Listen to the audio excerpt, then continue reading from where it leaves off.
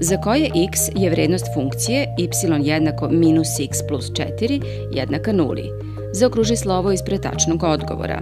8, 6, 4, 2. Tačan odgovor 4. Da bismo rešili ovaj zadatak, neophodno je da znamo šta znači nula funkcije. Nula funkcije je vrednost promenljive x, u ovom slučaju, za koju je y jednako nuli. Tako da ovaj zadatak može da se reši rešavanjem jednačine y jednako nula.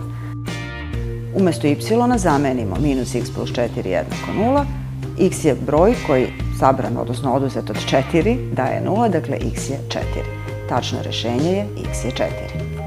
Kako je ovaj zadatak sa ponuđenim više odgovora, moguće ga uraditi i naravno na drugi način koji je u stvari jednostavniji. Zašto? Prosto zamenom brojeva koji su ovde ponuđeni, minus 8 plus 4 nije 0, minus 6 plus 4 nije 0, minus 4 plus 4 je 0, dakle tačno rešenje je ponovo 4.